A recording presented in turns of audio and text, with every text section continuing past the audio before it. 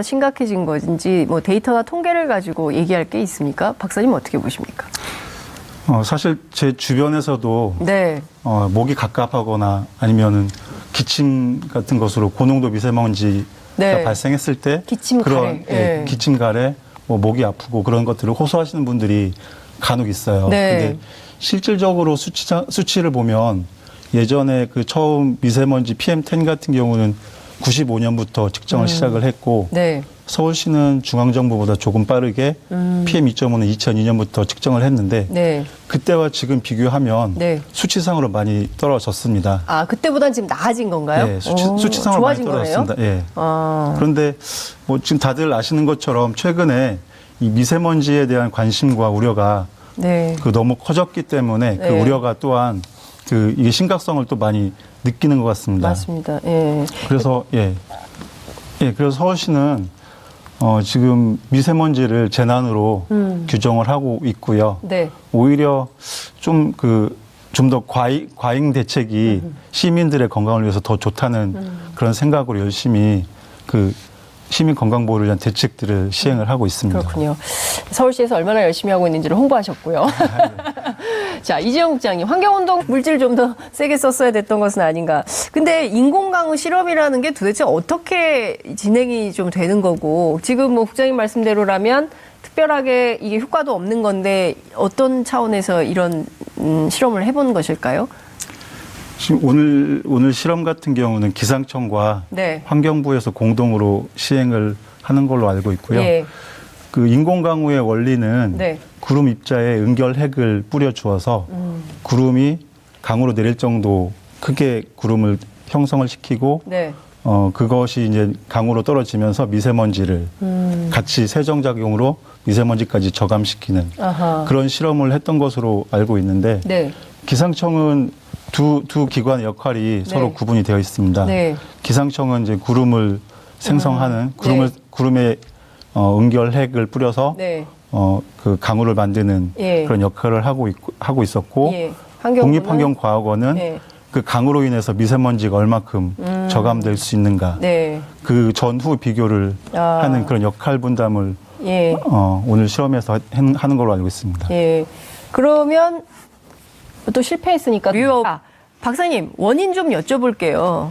그 중국의 주장대로 한국의 먼지는 한반도 우리의 문제입니까? 아니면 중국 영향이 실제로 존재하는 겁니까? 데이터로 보면 어떻습니까? 지금 중국만이라고 할 수는 없고 네. 중국이나 북한, 몽골 이런 외부 유입의 영향은 네. 최근 여러 보고에서 네. 알 수 있는데요. 서울연구원의 보고에 의하면 네. 평상시에 약 55% 외부 유입의 영향이 있었고 예. 그리고 환경부 발표 자료에 의해서도 네. 약 30에서 50% 정도 그리고 한국하고 미국 나사와 공동 연구를 하고 있는데 네. 거기에서도 약 48%가 외부 유입에 의한 영향이라고 보고한 바가 있습니다. 그래서 전문가들은 약 50% 내외로 보고 있습니다. 그렇군요. 그러면 반은 외부 요인이고 중국이 아니라고 주장을 하더라도 이거는 이제 과학적 근거가 있는 거니까요. 나사에서 연구했죠. 또 서울연구원 연구했죠. 우리 환경부가 연구했죠. 허락했기 때문에 이것은 객관적 데이터가 있으니까 반 정도는 외부 요인이다. 그게 꼭 중국이라고 할 수는 없지만 중국, 몽골, 북한 어쨌든 저쪽에서 불어오는 바람의 영향 때문에 있는 것이다. 자, 그러면 이 절반은 국내 요인인 거네요. 예, 절반은 국내 요인이라고 볼 수 있습니다. 네. 그러면 그래서 서울연구원의 발표 자료를 네. 한 번 더 인용을 하면 서울시 이제 초미세먼지 기여도가 가장 큰 것이 난방, 그다음 교통, 네. 뭐 이런 순으로 기여도가 존재한다고 기여도가 있다고 봤기 때문에 지금 난방과 교통 부분을 많이 중점을 두고 국내에서 발생하는 서울시에서 발생하는 그런 미세먼지를 줄이기 위한 노력을 하고 있는 것입니다. 그렇군요. 그러니까 뭐 외부에서 들어오는 먼지도 비슷한 생각이십니까? 아니면 박사님은 원전이 맞다 이런 생각하십니까? 아니요, 저도 국장님과 비슷한 생각이고요. 예. 당연히 석탄 연소가 미세먼지를 유발하는 주요한 원인이기 때문에 석탄 발전은 당연히 줄여야 되는 게 맞고요. 네. 단지 그것 때문에 원전까지 줄여야 된다는 건 원전 줄이는 늘리는 건 거? 원전 늘리는 건 그건 아니라고 보고요. 원전이 방금도 말씀하셨지만 원전이 사실은 이미 그 이전에도 이 위험성이 많이 알려져 있고 그리고 실제 그런 사건들이 많이 발생했었고 네. 그렇기 때문에 원전 늘리는 것은 또 다른 미세먼지 외에 또 다른 위험 요소를 우리가 떠안게 되는 그런 것이기 때문에 네. 예, 그건 반대하고 있습니다. 이것도 참 새로운 풍속도긴 하죠. 지금 국장님 말씀에 대해서 우리 박사님께서도 같은 생각이십니까? 이 마스크 어떻게 해야 됩니까? 마스크는 미세먼지 농도가 높을 때 네. 개인의 노출을 줄일 수 있는 최소한의 방책일 뿐이고 그게 궁극적인 방법은 사실은 될 수가 없습니다. 네. 그리고 미세먼지 저감 효율에 대해서 자꾸 이렇게 KF80이나 9498 이렇게 네. 말씀들을 하시는데 KF라는 건 식약처에서 인증한 허가된 그런 제품에 붙이는 거고 네. 코리아 필터라는 이니셜입니다. 그리고 뒤에 있는 80이나 네. 94, 98 이런 것들이 분진을 제거할 수 있는 효율. 그러니까 실질적으로 마스크를 통해서 우리가 호흡을 할 때 80% 또는 네. 94%, 99%를 걸러준다는 그런 얘기입니다.